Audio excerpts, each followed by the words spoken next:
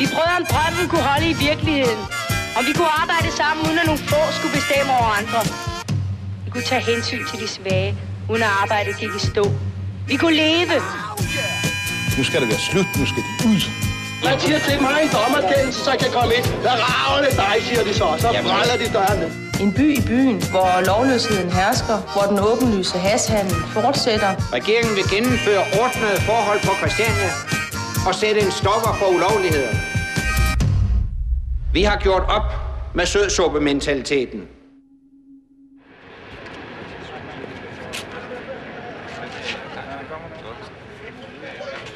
Skal du bruge noget?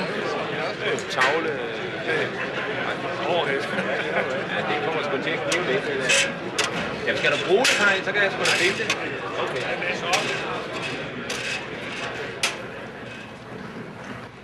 Herlig at se så mange friske, veloplagte gutter. Vi står jo foran en kæmpe opgave. Christiania. Hassan i Pusher Street skal ophøre. Punktum. Finale. Så enkelt er det. Vi har udrustningen, vi har udstyret, vi har uddannelsen, vi har de rigtige folk, så kan det altså ikke være bedre. Har I spørgsmål, så fyr endelig af.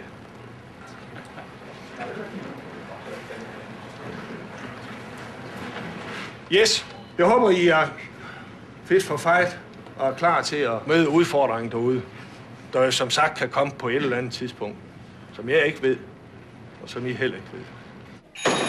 Ja.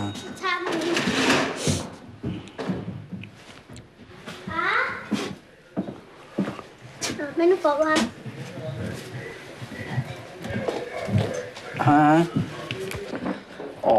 Det ved jeg sgu ikke. Det går ikke særlig godt. Altså, de skal ind og knække sådan noget som Christiania, det lugter af 68, ikke? Altså, det skal bare væk, ikke? Og tingene, de skal alle forandres, og vi kan ikke bare blive ved med at leve i fortiden og hold da kæft, man kan godt mærke, at man ikke er 25 længere, ikke? Ja. Nu skal I gå ud og børste tænder, ikke også? Unger, jeg kommer ind og ligger i seng nu. De har, kørt på det hashmarked. Det hashmarked. Derfor skal alt andet laves om. Det er fordi, vi ikke har fjernet det hashmarked deroppe, ikke? Men nu kommer politiet og fjerner det, siger de. Det har de sagt det sidste år. Jeg fatter ikke, de ikke ved. De får ballade, mand. Hold da kæft.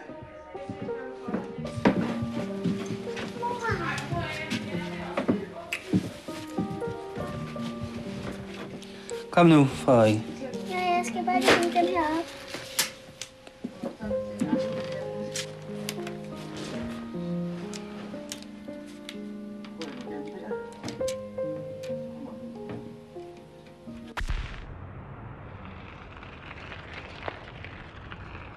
Mine børn, de er født, altså Thomas blev født i fabrikken.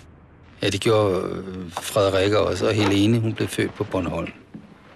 Min kone og jeg, vi mødte hinanden på loppen. Thomas er 25, så er det nok 26 år siden.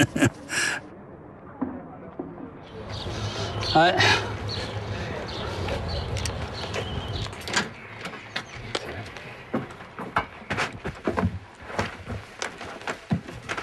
Nu lytter vi!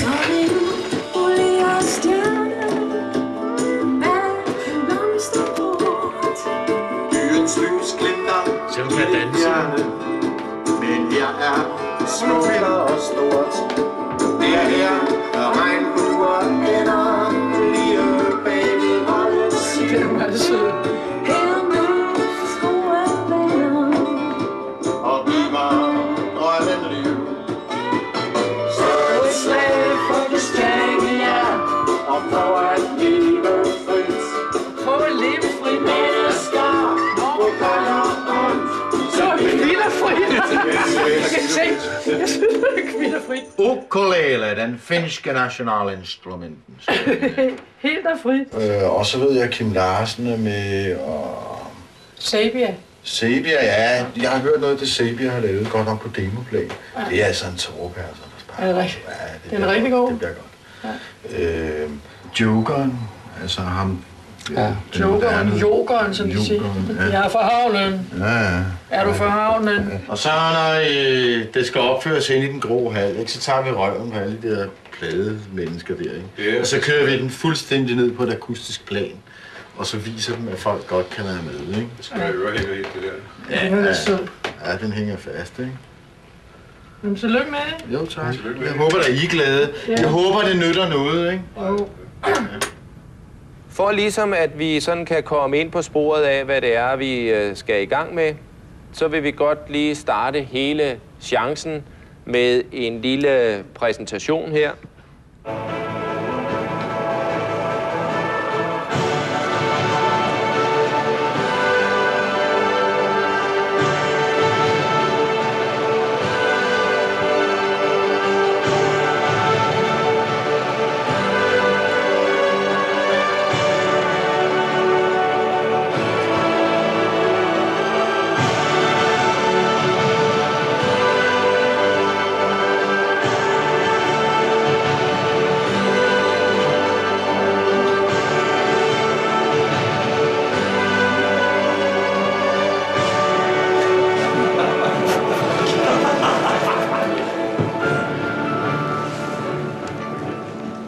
Jeps. Det var sådan lige, så vi ligesom kunne komme ind på sporet af, hvad det er, vi snakker om. Nå, det er godt. Nå, okay. Det er godt, vi sidste år. Ja. Jeg er så træt af at være kommandocentral. Ja. Der er 8 mennesker, der ringer til mig her til morgen. Jeg orker det ikke. Hver gang telefonen ringer, så får jeg ondt i landet. Men hvad var det, han så sagde om mit hus? Sagde han, at det skulle da i hvert fald væk, eller hvad? Jamen, det fanger jeg ikke rigtig. Nej. Men det er der jo heller ikke noget at gøre med. Det er der indstillet på, ikke? Nej, det skal vi sgu da ikke. Vi skal da ikke bare have det indstillet på at flytte.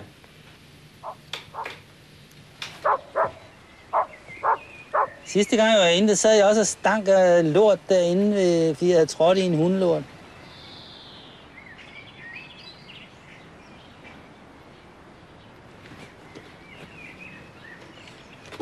Ja, jeg skynder mig derind, Peter. Ja. Så kan du komme, når du kan. Ja. Vi skal se at komme i gang. Ja. Okay. Vi er vel der, hvor vi kan gøre status, ikke? Der er nogle ting, som er ret faktuelle. Der kommer et lovforslag. Vi er vel også ret sikre på, at det bliver vedtaget, så det er ligesom et faktum. Men det er fuldstændig klart, at der vil komme nogle krav til Christiania, som Christiania ikke kommer udenom. Der kommer til at ske nogle ting, som får hjertet virkelig til at banke i brystet på alle christianitter. Og de vil have de yderste bastioner renset for huse. 10 huse. Jeg ved ikke, hvor meget det er. Det tror jeg bare, det gør Christiania bare. Bare ikke blive enige om et udspil. Men altså, jeg er da helt sikker på, at vi som udspil kan vi jo ikke blive enige om, at der er nogle huse, der skal rives ned ved søen. Det altså, jeg ved ikke... Jeg kommer i syv sind, ikke? Om det bedste vil være, at de solgte det til en, entreprenør, ikke? Så kom der bad, ikke?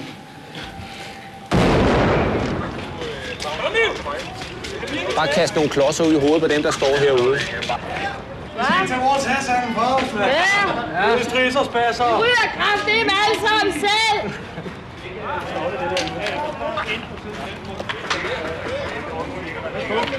Hvis ikke de kan finde ud af at flytte sig derhen, så bare kyl ordentligt efter dem, så de kan mærke det. Ja, fandme så. Nå, det starter. Delta 2 fremhænger i endebånd. Nu. 21. Afsted. Træk stavene! Træk stavene! Få dem til at sætte sig ned! Når man kigger på jer, så står I som sådan nogle stenstøtter. Og er næsten en undskyldning for jer selv. I er sgu ikke nogen undskyldning for jer selv. I er nogle skide gode politifolk. Det skal I da bare vise dem. Det er dem, der er i offensiven ved, de er frække og uartige. Hvis vi derimod går ind og så siger, ved du hvad, det er du sgu for gammel til at opføre dig på den måde. Tror du ikke, du lige skulle tage og hisse dig lidt ned? Og det kan vi godt gøre på en meget, meget stille og rolig tone. Og så det, der er det vigtige i det, det er, at ved at I begynder at snakke til dem, så får de fokus på det. Sådan så ham, der er skiderikken, som vi skal have med hjem og har sigtet for et eller andet, fordi han har gjort noget, han slapper en lille smule af, og så bliver han meget nemmere at tage. Kan I se det? Prøv at arbejde med det.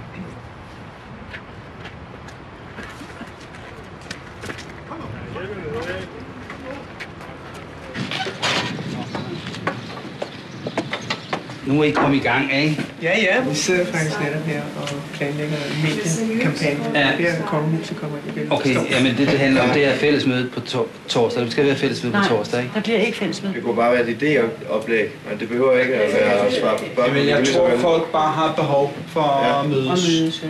Vi har ikke nogen... det er kun for lige at mødes og snakke lidt omkring situationen, ikke? Hvad skriver man så? Et uofficielt fællesmøde, eller hvad?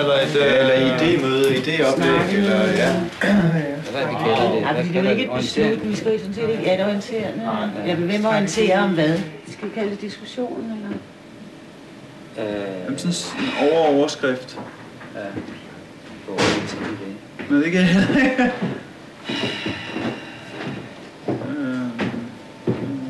Kort snak, kort snak om lovforslaget. Om lovforslaget, ikke? Ja.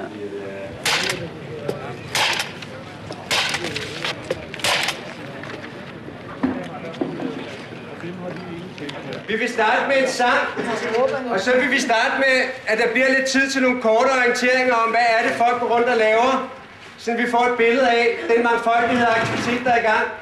Og så 8:30 går vi i gang med fællesmødet. Lad husene stå, lad husene stå. Og nasser med dem, som har fundet et hjem og bor i husene. Hvad så med dem?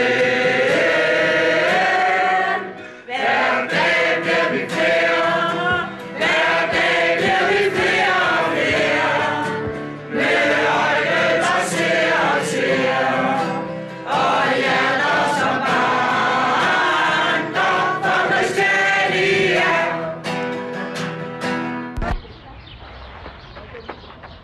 Den måde, vi lever på, den måde, vi har styret den her del af København i 33 år, det er det, de er ude på at knække nu. Mit mål, det er, at vi overlever på en måde, så at vi beholder nogle af de værdier, vi synes, at der er vigtige at have. Altså, jeg kæmper ikke kun for bygningerne, eller Christiania overlever på den måde, fordi at, hvis det er sådan, at de får held af at få det borgerligt gjort og så videre, så synes jeg, at de har vundet en større sejr, end hvis de smider os ud. Først og fremmest så vil de have lavet vores beslutningsstruktur op. Som så at vi kan tage nogle hurtigere beslutninger, og så vil de også gerne have, at der sidder nogle repræsentanter for Christiania, som kan hæfte juridisk. Det synes jeg, det er det værste, ikke? Det er, at vi vil have en gruppe herindefra, som tager ansvaret, ikke? Det kan vi jo aldrig nogensinde godtage. Det kan ikke lade sig gøre. De vil lave grundlæggende om på hele den der struktur, som vi har med, at der ikke er nogen, der bestemmer på den måde. Ikke? Og det må de jo for helvede være aldrig nogensinde få lov til, altså.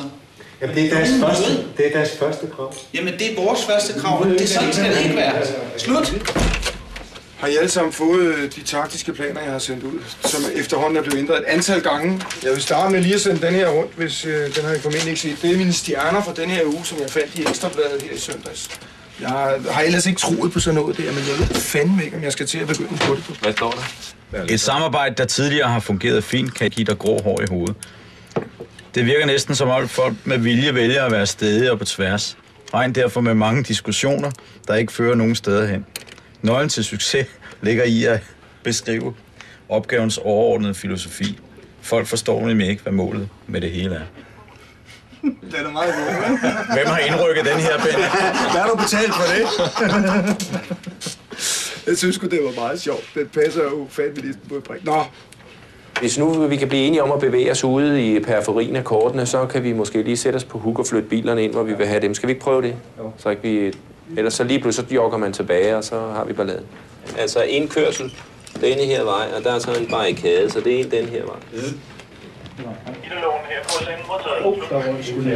Det bliver altså lige nødt til at indskærpe, at vi ikke tramper på de der biler. Vi virkelig prøver at passe på. Jeg kan sgu få lavet nogle nye. Hvad, Liman Ejner? Skulle vi ikke kaste nogle mennesker på ind i området, så vi ligesom har lidt at flytte rundt med, så vi ved, hvor der er nogen? De sætter ind i en bil hernede, midt i gaden.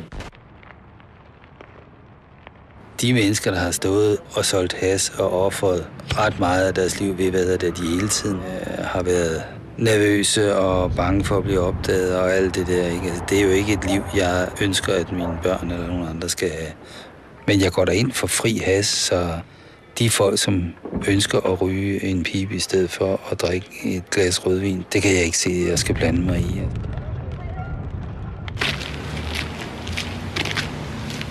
Godt med lidt positiv energi. Hvad? Det går op med lidt positiv energi. Ja, jo. Altså et eller andet må vi gøre sådan, så vi bliver glade. Vi skal plante træer, selvom de truer med, at verden går under i morgen. Lad os blive ved og ved og ved.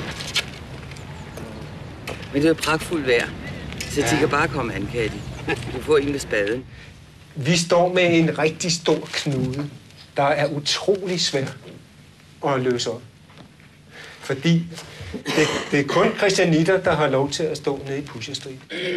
Så der er faktisk en hel del, en ret stor, eller ikke stor, men der er temmelig mange christianitter, der lever af at sælge hash. Og nede på min skovsti, hvor jeg bor, jamen, der bor en pusher, der bor 3, der ryger hash. Der bor en, der passer på hash, og så videre. Jeg kan sgu ikke drikke kaffe med folk på skovstien mere, hvis jeg så afstand fra det. Kan man ikke fra Christianias side selv indse, at det er et problem, at Pusher Street har sådan et omfang, som det har? Og at det formentlig bliver det allerbedste argument for at lukke Christiania. Og det synes jeg vil være en stor ulykke. Er det os, eller hvem er det, der skal ned og fjerne det? Det er vel fællesmødet, som skal beslutte, at det der, det gider vi ikke have. På samme måde, som man ikke gad have et job i sin tid. Ja, men det kan ikke lade sig gøre, for det er netop, at vi er integreret i det, og vi kan ikke bare beslutte, at vi ikke vil have det. For det hjælper ikke noget at beslutte noget, hvis der ikke er nogen, der bakker op om. Så det hjælper ikke noget, at vi stemmer. Vi vil ikke have Pusher Street dernede. Tror I, det forsvinder af den grund? Vi har bare et andet demokrati. Vi fejrer ikke til problemer nogen af grundstemmer. Det er ikke imperialisme, I har. Nej, det er det ikke. Jo, det er det. Nej. Det er de stærkeste, der bestemmer. Ja. Der er ikke en skid med demokrati. Det er det også udenfor. Nålputte. Jo, fordi... Vi kan i mindst gå til stemmeurnerne, du. Og bestemme med. Ja, men så har du også et politi, der ordner det, du har bestemt. Det har vi ikke. Jeg har ikke en skid imod has. Men der er kriminalitet, og jeg er pissetræt af det. Og jeg er træt af taxaer og mærkelige folk, der Hvad tror du, vi andre er? Vi bliver bange for, at vores unger kommer op og står og nu binder vi sløjfen. Nu binder vi sløjfen. Du bliver nødt til at gøre noget ved det, du. Ja. Derovre. Og vi har gjort noget ved det i alle de år. Jamen, jeg oplever ikke noget. Nej, du oplever ikke noget. Hvad hjælper det? Vi andre, vi har stået virkelig men I op. gør ikke nok ved det. Hvem er det, der skal gøre det? Jamen, det skal I da. I tager da talegaverne i år. I står der for demokratiet. Du kan ikke tale de mennesker væk derfra. Så må du fandme stemme dem væk, du. Du kan ikke stemme dem væk. Der er kun én, det er magt. Ej, det var da forfærdeligt. Sådan må du da ikke sige. Men det fortæller det. Vores demokratiske... Men så kan du da bare se, du har boet alt for lang tid derinde. Nej. Du har da glemt alt muligt om demokratiske jeres principper. kriminalitet herude, det kan I sgu da ikke stemme væk med demokratiske principper. Der er da dyb kriminalitet rundt omkring. Jeg skal op på arbejde. Ja, det var meget hyggeligt. Hej, hej. Hej, hej.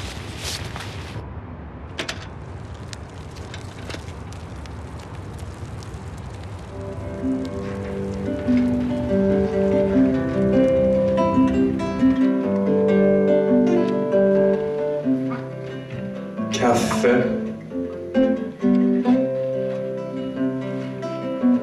Morgoncigarett. En avis.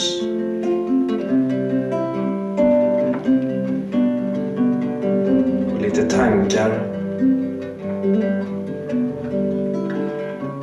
Sömnen läker.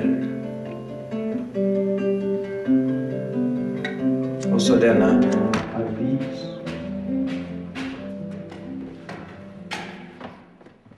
Går du ud og børste tænder? Ja. Hvilken film skal vi se? Film? Ja. Klokken 11:30 om aftenen. Ja. Og finde en lille en. En lille en. Det var noget, det skal man holde. Nej, det skal man ikke nødvendigvis. Jo, man skal. Det kommer an på, hvor sent det er blevet, ikke? Ja. Den der Bridget Jones' Diary, eller dagbog, eller hvad den hedder. Den har jeg aldrig fået set. Så, er du klar? Gå ind og find en film.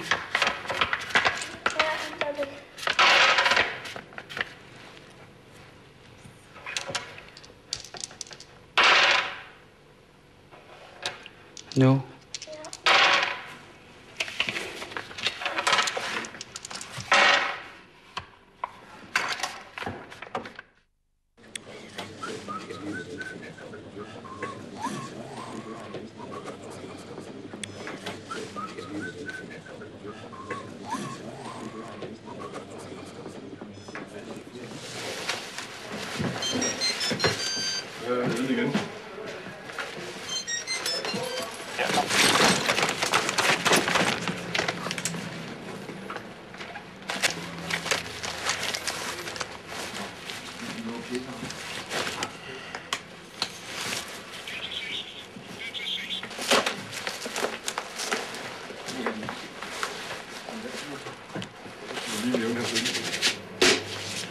Er du klar, Pia? Ja, afgang. Er lige med en, så er der afgang. Og Bjarne, vi er på vej. Prøv lige at se sådan en administrativ betjent, hvor lang tid det tager. Han skal have småkager og alt muligt lort med.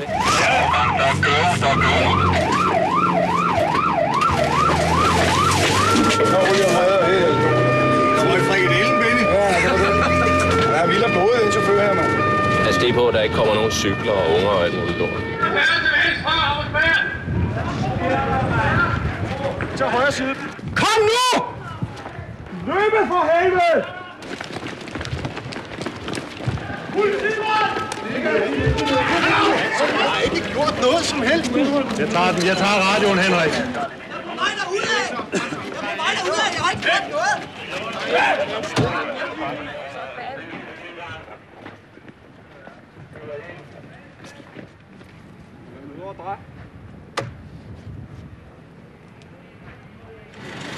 Ja, lad mig lige se, hvad har vi? 701 og Delta 6 og 1201 og hvem fanden har vi mere? Vi har 32. Olsen, du er også lige med her.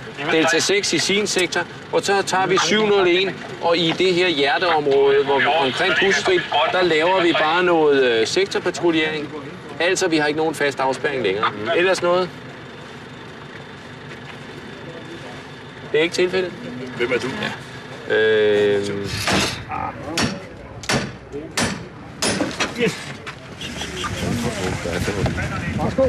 Der er 500 joints. Jeg har behov for noget.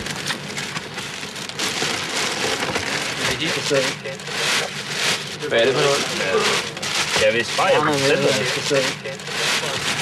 Den lugter af et eller andet. Ja, men den er god nok. Den lugter nok meget stærkere, når det er tørt. Det lugter sgu lidt af broccoli. Det er en god, sund landmandskost.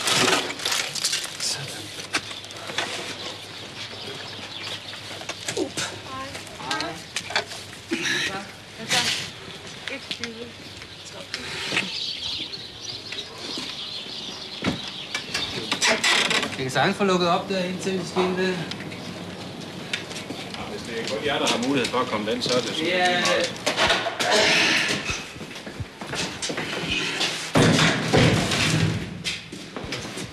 Man kan kigge ind her. Der kan man kigge ind, eller så skal der åbnes inden bagfra.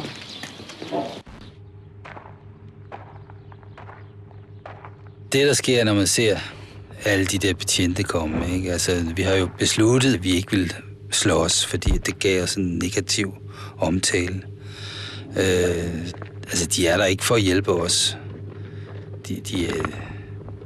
De er tålt, men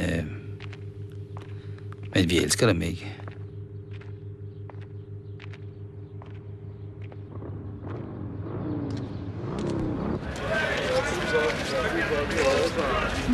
Delta 32, I må godt begynde at trække tilbage lige med en skift.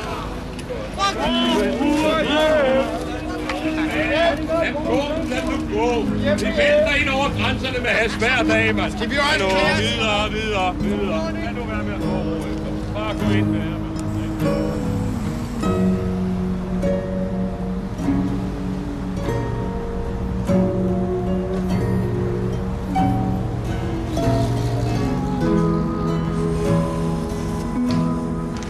vi udsættelset området.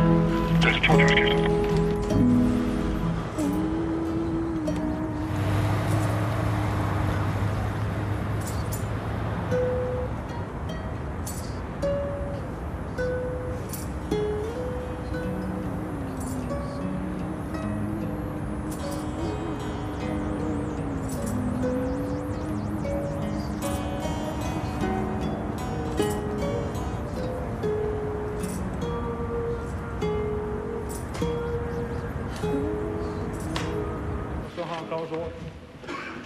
Jamen, jeg skal gøre det ganske kort. I har nu prøvet det af i det virkelige liv.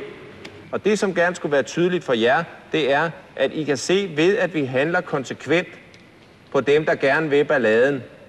Så får vi meget hurtigt bragt ro på situationen, og det er os, der styrer begivenhederne, og så kører det stille og roligt uden nogen konfrontationer.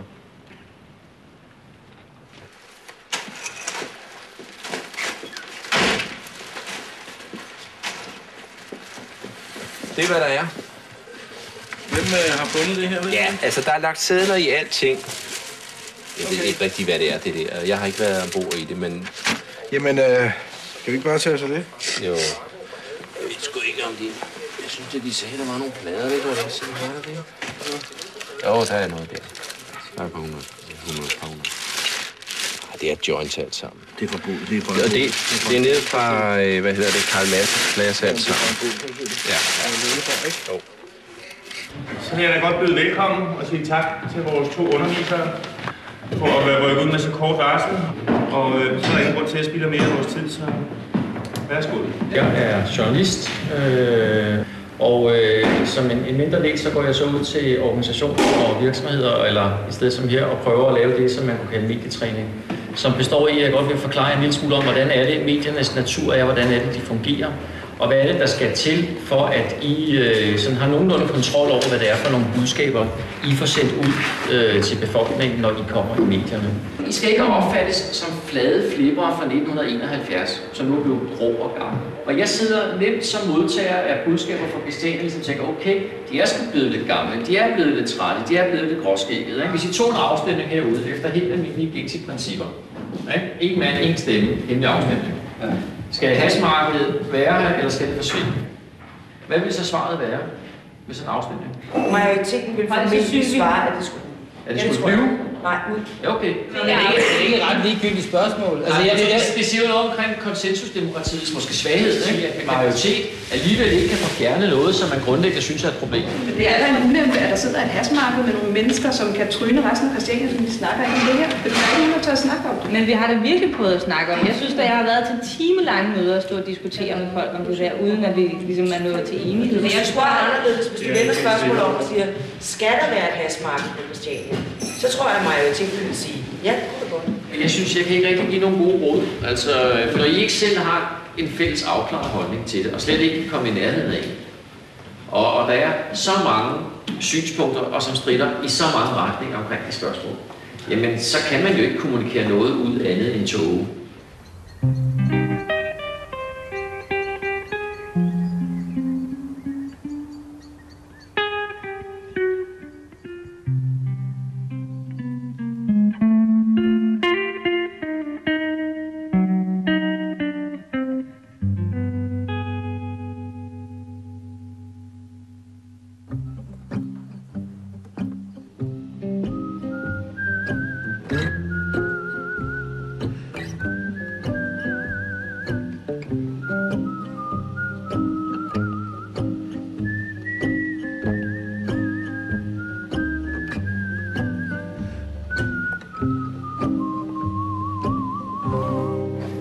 Christianias naboer tror ikke på et Christiania i fremtiden med et hashmarked.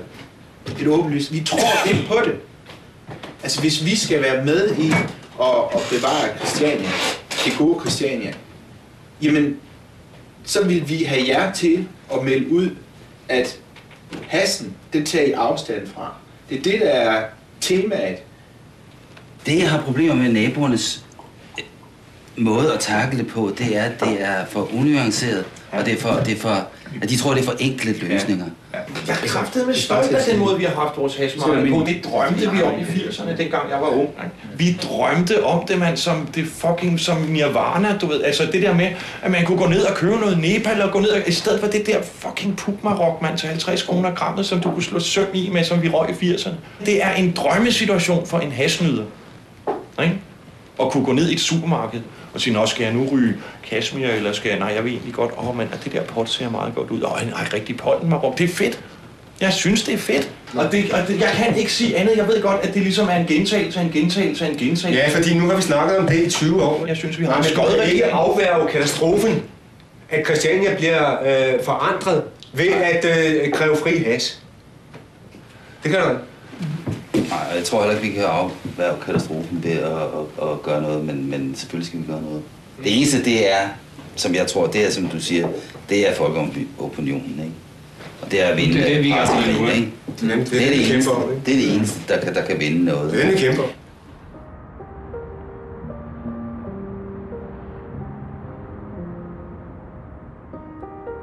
Jeg overlevede jo rigtig meget til min kone omkring mine børn, ikke? Altså, jeg ved godt, jeg burde ikke køre så meget med, som jeg gør. Hun siger nok, at jeg løfter fanen lidt for højt indimellem. Det er jo også kun, fordi hun kan holde mig ud, og det ved jeg jo ikke, hvor længe det går endnu med mine særheder. Jeg ved ikke, at det kan godt være at få det at vide, når jeg bliver gammel, at jeg har svigtet totalt, ikke? Må vi godt være med til husmødet? Nå, sæt dem med. Dem, der skal være med til det møde. Hvem har købt de der økologiske guldkorn? Det er jeg. Så vi virkelig havde en ost, men de forsvandt, eller? Ja, det smagte godt. Det er nat spiser, du. Ja. Det er fandme mælken, stod fremme hele natten. Ja, det irriterer altså. Ja. Så kommer man ned, og så står der så mange mand. Næste morgen, så skænker de op og siger, det er sur. Ja. Hold da op. Vi kan noget. Velbe. Post. Hej, Peter. Hvad gør du? Betyder det, at man skal gå rundt med et legitimationskort på det? Ja, jeg har jo ret til at spørge på, hvem du er. Hvis man ikke kan bevise, hvem man er, hvad så? Så jeg har dig med ind. Skal vi finde ud af, hvem du er? Jamen, er det sådan, det er? Nej, det er det ikke. Hvis jeg vælger at tro, at det, han fortæller mig, det er rigtigt, så kan jeg vælge at sige, fint nok. Så går vi videre, når vi har spurgt på ham. Eller så kan jeg spørge, hvad hans farmor hedder. Så kan han sælge mig det, så kan jeg undersøge, hvem han er. Hvis ikke han kan sige, hvem han er, og jeg ikke kan få det bekræftet nogen steder, så er jeg nødt til at tage ham med. Så jeg konstaterer her til identitet. Vil I så råde os til at gå rundt med legitimation? Det behøver vi ikke at råde folk til. Det gør de fleste mennesker. Vi har altid sygesikringsbevis, hvis de nu falder op. Ja, ikke lige nu. Nej, men jeg har heller ikke spurgt på dig. Nej. 22 eller videre. Det er bare for at vide, hvordan du ved. Du har da også fået på gang. Ja.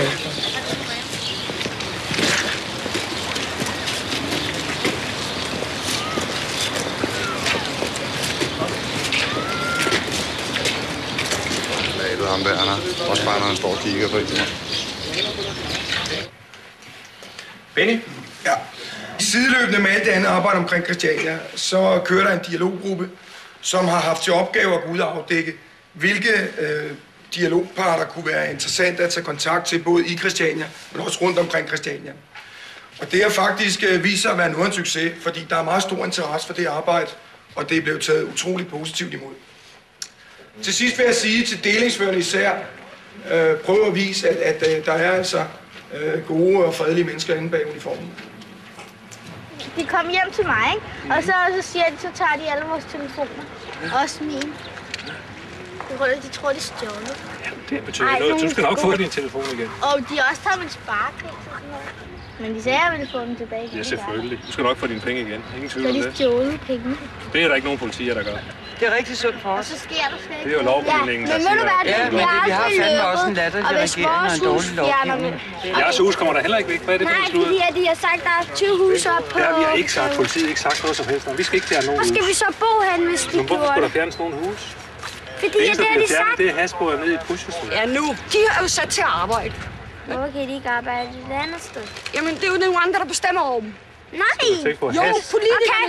Okay, hvis din chef sagde, at du skulle have bud af Rundetårn, vil du så gøre det? Det kan man jo ikke sige, vel? Handel med has, nej, det er jo det samme. Nej, det er at ikke. han tvinger dig til at gå derhen, eller så er du selv handel med has, det er forbudt efter den danske lov. Ja, men så kan I jo blande jer udenom. Nej, det kan vi ikke. Det er jo politi.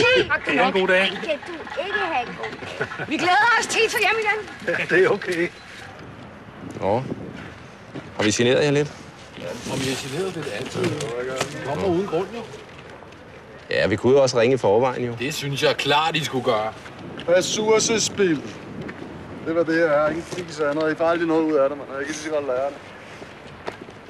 Vi skal få dialog med dem. Vi skal tale med dem. Nu mobber I. Det er voksenmobning. Det skal vi. Ja, det gør vi også. Og vi gør det godt.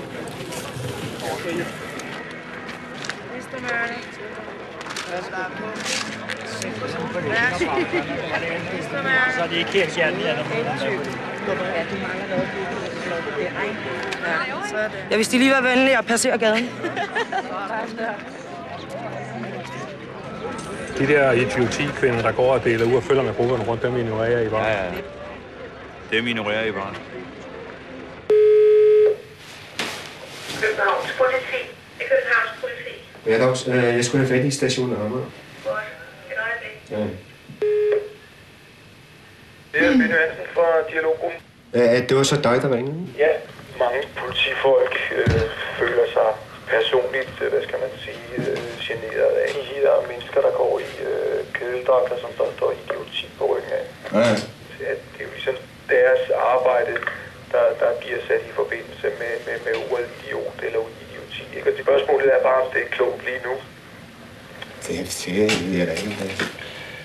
Så har vi jo det her forslag, som vi gerne vil have i overvejer omkring et åbent husarrangement for Christianias børn, så de kan se et andet politi end indsatspoliti. Ja. Chokoladeboller og kakao. Ja, og heste, politiheste og en motor og sådan noget. Men alt andet end indsatsbiler og blå hjelm af. Jamen det var også. Ja. Vi vil lige høre, hvad synes I om det? Jo, vi synes, det er en god idé, hvis vi får lov at komme med som voksne. Så vil vi gerne have en bajer. Ja. Kun børn, nej, de bliver børn af deres forældre selvfølgelig. Det er fint. Vi tager med. Tak for det. Hej.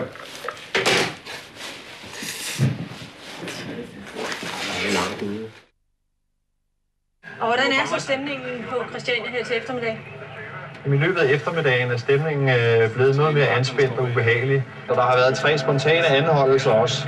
Og som vi kan se, er der altså almindeligt dagligliv i byen nu, og for christianitterne går livet videre forløbig.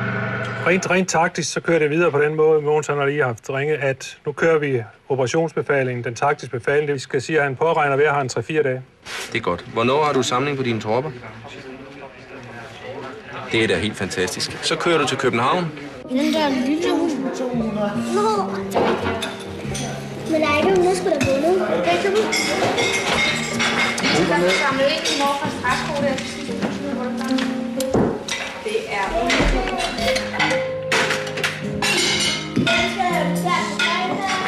der er samlet ind i morfars træskole. Men om nuka. Tillykke med fødselsdagen, Pelle. Det vi bruger de her til, det er, hvis pludselig, at vi nede i et af de mørke områder har en eller anden situation. Så smider vi lige sådan en i luften. Lige med en forskel. De skulle bare vide. Ja, de skulle bare vide, skulle de. Er det ikke rigtigt, Alex? Nej, det er Peter. Ja, Peter, sluk.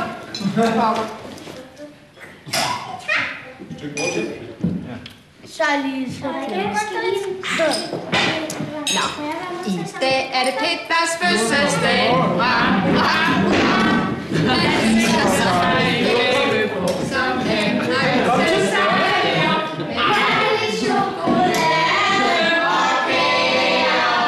Jeg ved ikke, hvad jeg skal sige til det. Altså... Du har glemt, at det er en fødselsdag. Ud!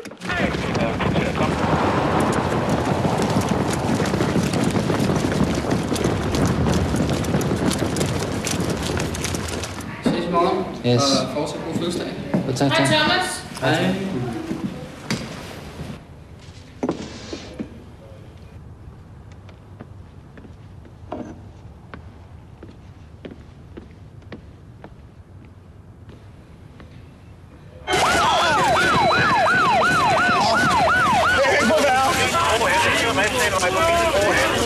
Løvehus, ikke engang med løvehus, og så dobbelt omfatning til at hjælpe dem fra hovedindgangen. Trækker vi ud med en anholdt og en såret. Nu kommer de. Prøv at se, der er fandme meget på det her.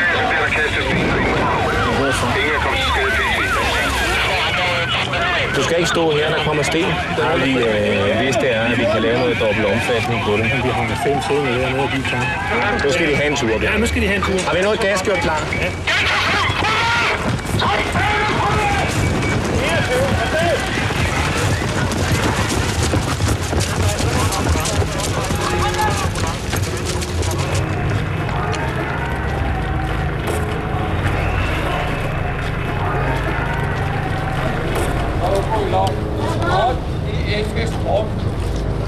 Bare se over det.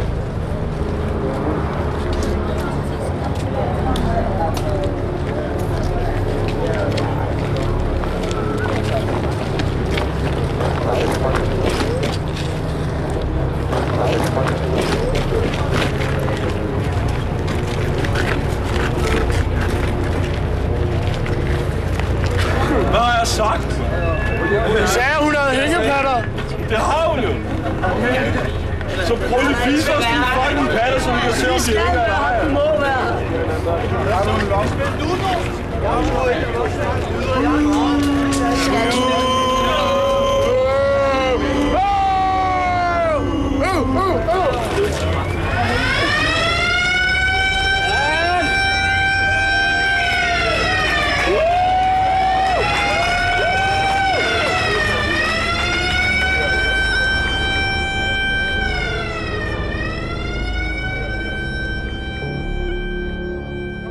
Det er Lise. Godmorgen. Er det så godt? Det var godt. Jeg ringer lige, fordi der er noget politi her. Ja, det tror jeg, det er. De har anholdt 40, og det er sådan en ordentlig omgang. Se, der kommer der nogle flere. Og de har kasketter på. Men kan I se de der hjelme dernede? De plejer at være lidt mere firkantede. Ja. Se, der står en helt derhenne. Ved den der store dalmatiner. Dalmatiner. Overfald ham.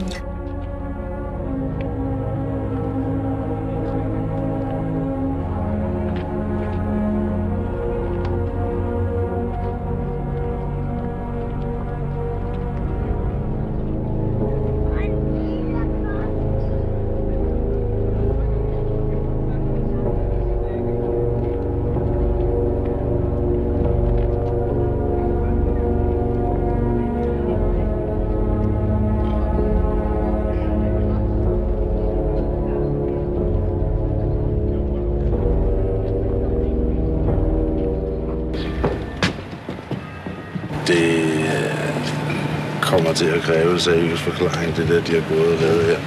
Også den måde, de har behandlet alle de ting, hvor der er blevet slæbt ud. Ja. Og bare altså der, prøv at se, der er ingen også, der rører smøger her. Det er sgu da noget mærkeligt noget. Alligevel, det synes jeg. Ja. Det kan da godt være, at det er mig, der hænger mig en lille detalje. Ja. Jeg synes, der er manglet respekt på ting, altså. Men vi kan også rygte om, at vi også har taget billeder ned ad væggen. Og... Alt er faldet ned ad væggen.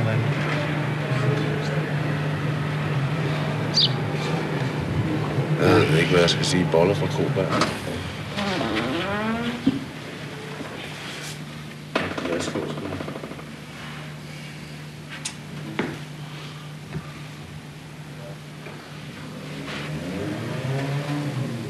Det ikke er gået ud. Jeg ved ikke, hvad jeg skal sige, men det gør ondt det her. Forstår du, hvad jeg mener? Ja. Det er jo altså også mange af de ting, man har jo, altså det er jo affektionsværdi, ikke? Ja. Nej,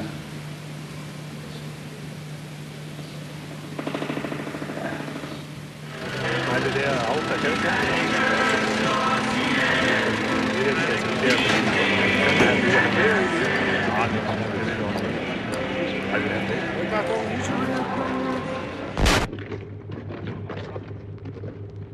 Det her med, at de kommer ind og vil fjerne hashmarkedet, det har vi jo accepteret og besluttet på et fælles møde, at vi vil ikke kaste med sten eller noget. Vi skal sørge for, at de kan have lov til at være her. Men hvis det er sådan, at de begynder at gå efter vores huse og vores veje, så bliver der ballade.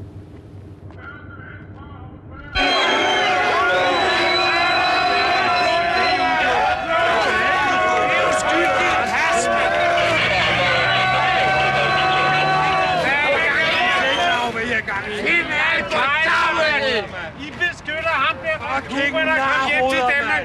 Han springer af luften, mand. Buff! Prøv lige igen. Jeg forstod det ikke, at der var en hel masse. Ikke også? Du snakker til din skodmor. Hvad? Men jeg skal bare lige tjekke. Er det sådan, du snakker til din skodmor? Jeg bliver nødt til at tjekke. Hende, der er født, ikke? Fordi han er alene hjemme. Ved du hvad, jeg har talt om til dem. Hende, der har spyttet ukrudt ud af fisen. Noget som dig. Det havner lige nøjagtigt ballade om lidt, mand. Dem har vi ingen tjekker her. Der kommer rigtig mange ud fra byen. Ja, det kan vi heller ikke. Det skal I heller ikke have. Vi har det er det rene korruption. Så fat i ledelse og sige, at vi advarer jer. De kan jo se.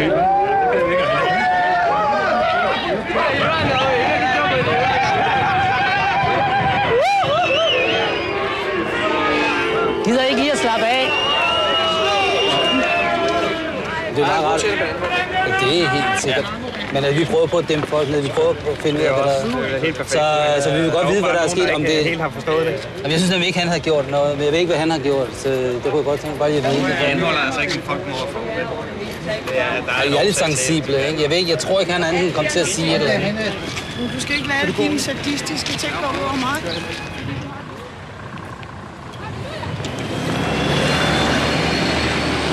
Jeg har lov til at gå her, ikke? Ja. Men hør nu efter, hvad jeg siger til dig.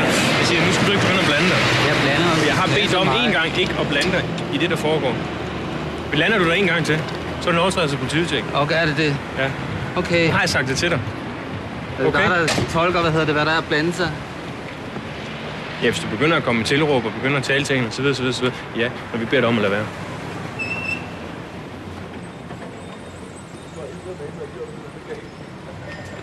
Jeg beder dig om at forlade stedet. Jamen, du skal ikke stå her. Hvor må jeg stå? Du skal trække over. Hvordan ser over? Kiosken. Stille derovre. Bare stå derovre. Ja, stille derovre.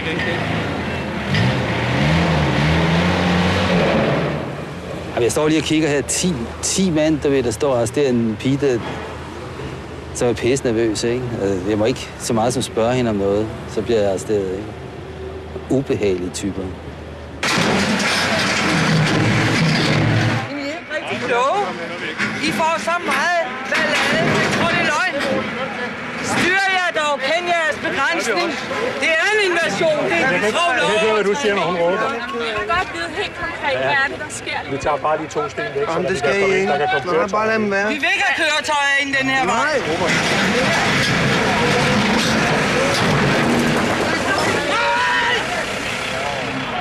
Det er sgu ej. Det er vores arbejde, de kommer og ødelægger. Forstår du ikke vælter? Det er jo noget kreativt for helvede. Det er ikke deres arbejde. Det gør I da. Det er der arbejde. Det er et stort arbejde at lave hele lortet. Den der port, den får lov at blive stående. Jamen, hvad fanden rav? Det er jer, vi har sten der. Det er for at forhindre biler køre ind. Ja, nu skal I til at køre ind. Nu skal jeg. Jo, vi skal lige have dem trukket længere tilbage her. Delta 4, han skal have lukket dem her, lukket af her på dem lidt, trukket lidt væk.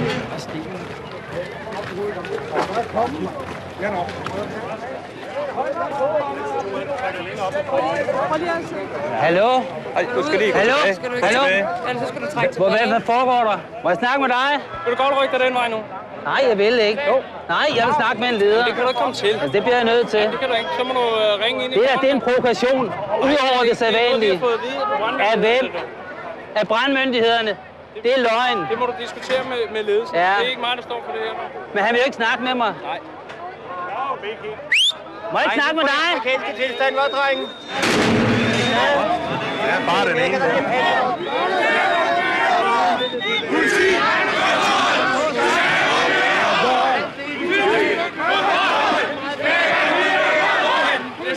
Jeg vil snakke med en leder her. Det kommer du ikke til nu.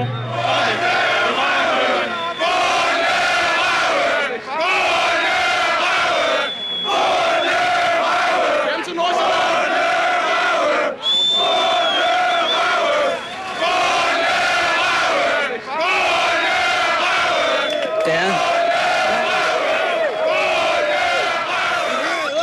lige 2 minutter. Folk er op at koge. Ja, det kan jeg da love dig for. Det er angreb på nogle helt andre ting end Pusher Street nu. Nej, jeg tror, der er en grund. Det er, at der skal provokeres, og der skal gang i gaden. De har hele verdens pressen herude og står klog på sig. Folk kommer stormet fra hele byen. Altså, det her, det ender galt.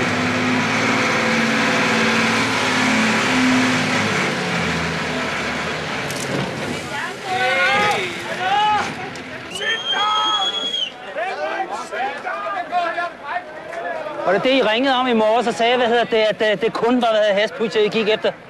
Hvorfor får vi ikke noget at vide? Jeg ved ikke, hvem der har ringet til dig. Jeg ved ikke, hvem du er, så det kan ikke fortælle. Jeg hedder Peter Plette. Og I har jo ringet rundt, ikke? Det ved I godt, ikke? Ja, men så har du også snakket med vores dialoggruppe om, at vi blev fjernet 2 sten. Nej, det har de ikke sagt. Jamen, det har de snakket med nogen om. De orienterer om, at der vil blive fjernet 2 sten. I har ikke lov til at fjerne en skid her.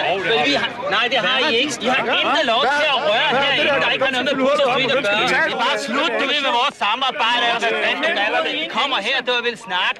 I er bare fyldt med fis af. Tag heller jeres hatte på igen.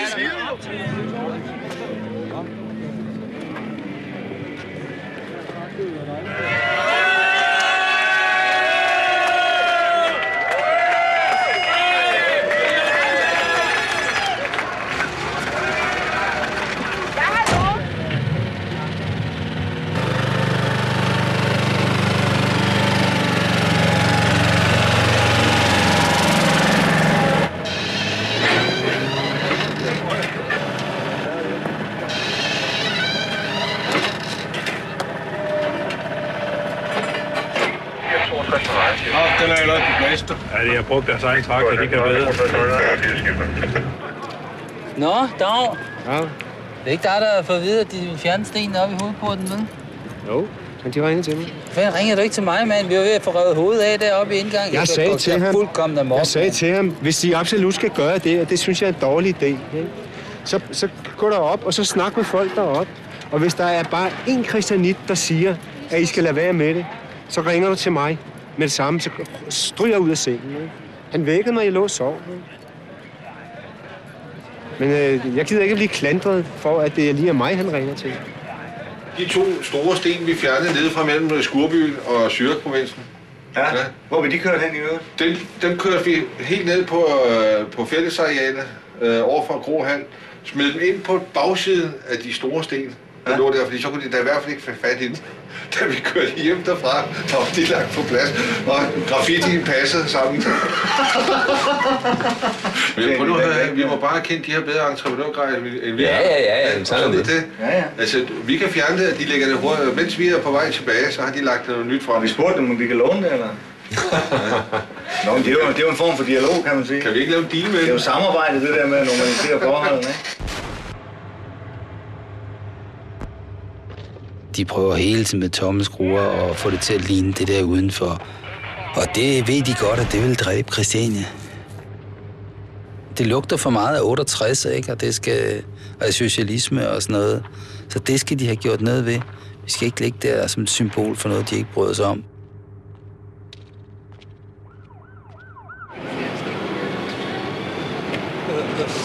Kommer den igen? Det er også det, der har det været meget.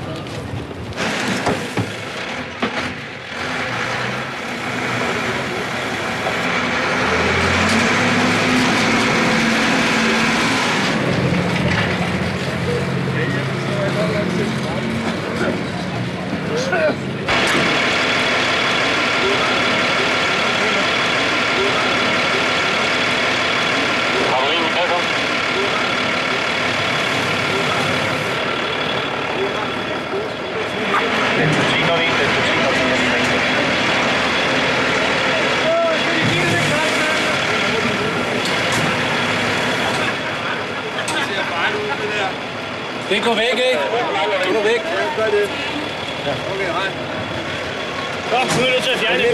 Kom så. Nej. Ved I hvad? Nu må I lige høre på os. Så Nå, hvad? Altså, I er i vores by. I er i vores by, ikke?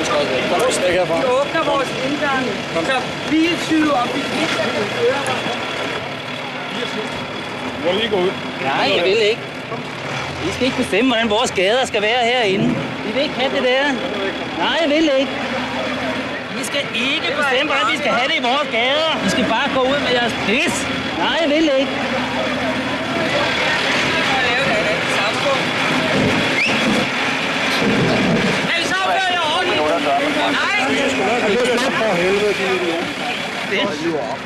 Gør nu, som der bliver sagt. Ellers bliver du anholdt. Jeg er ligeglad. Vil du ikke følge politiets anvisninger for at forsvinde? Jeg vil ikke. Det er min vej, det her. Anholdt. Ind med ham. Det er min vej, det her. Gå nu væk, stille og roligt.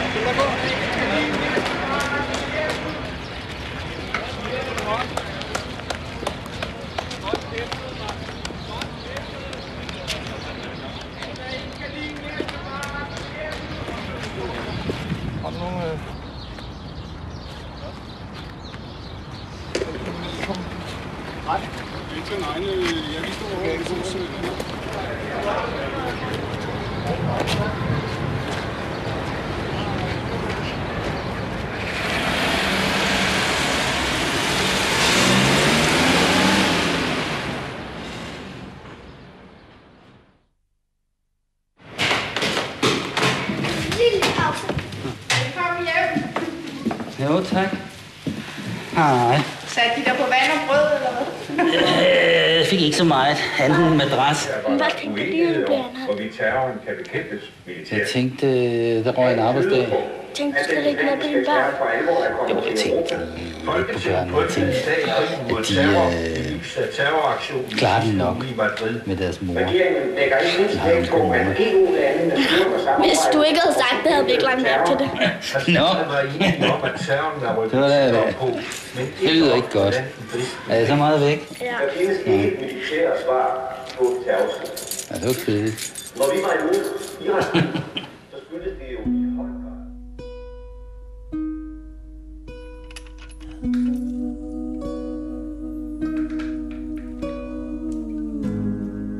Det kværner jo langsomt ind på os. De fandt ud af, at den der med bulldozerne, det var en dum måde at gøre det på. Bureaukrater, det er godt. Det virker. Pludselig så bliver det et pænt kvarter og røvkedeligt, ikke? Pænhed, det kan jeg ikke holde ud.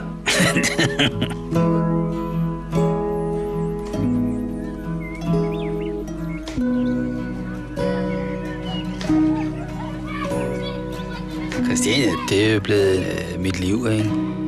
Det er ikke sådan et bevidst valg. Det er, man er blevet hængende.